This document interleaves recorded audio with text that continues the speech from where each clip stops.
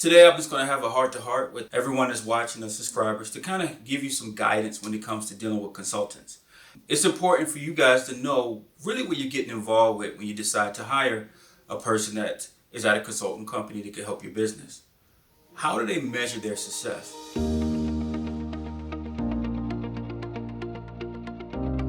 As a company that does consulting work in media as well as in corporate consulting, one of the ways I learned early on is never to measure my success based on how much I charged a client.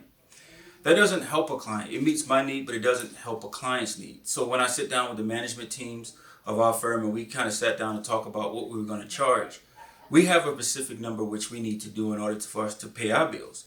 But it should never come into a situation where we're actually performing a service that hurts the client.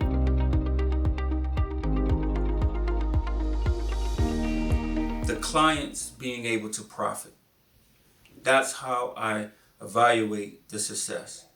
Not just any profit, but the client themselves is growing their bottom line, not just the top line revenue, but their net operating income is increasing. Their gross income is increasing, but their retained earning income. That's the key. You got to remember that a company fails because it doesn't have retained earnings.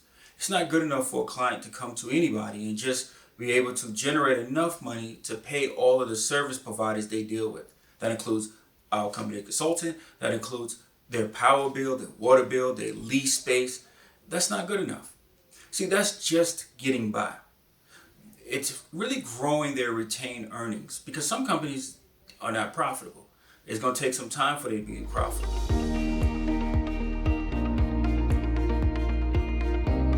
If they have low debt load when they go into it, and they, again, growing their profits by showing their retained earnings growing. If they put too much money up front into their business and their retained earnings are definitely being affected, then you want to look at how can you help their top line numbers be able to, and how long will it be until they're in a position where their income is retained.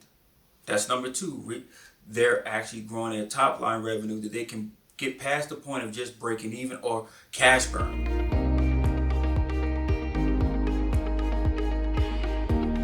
If the client can do one, retain earnings, two, grow their top line numbers. If they have a cash burn situation, they invested too much money up front, that is going to take them some years before they'll be profitable.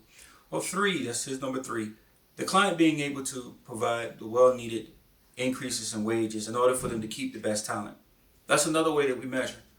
We always look at the retained earnings first, growing their profit that they have retained earnings.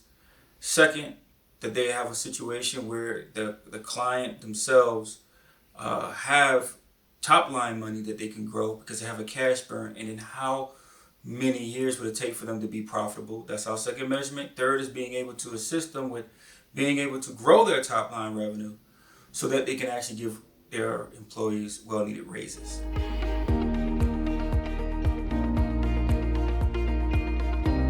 It's natural, guys. I don't disagree, but it's natural to say everything I do is for me and my household. But you have to realize that we all have a footprint in the community. In the local community, you have a business. The question is, how is your business impacting the local community? Are you changing the university's way that they teach students to come work at your employer, as being an employer? Or are you making a dent that high school students, so when they in high school, they're trying to work for you before they go work for another key business in the local community, especially when we're talking about non-national corporations by itself. We're talking about a company that may have one location, 5 to 12 employees, and that's the only location. Is everybody knocking down your door to come work for you?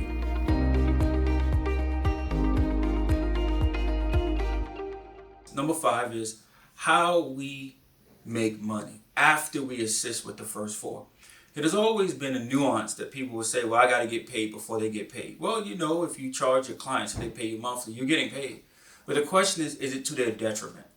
It is very frustrating at times when I realize that clients are thinking that consultants are there just to make sure they get paid. Actually, the consultant is there to provide well-needed skills, training, bringing somebody into the inside of your company that you need to assist you getting past that hump of thinking you can't do it, that when you can, and making that hard decision to move your company in the right direction and also your lineage wealth.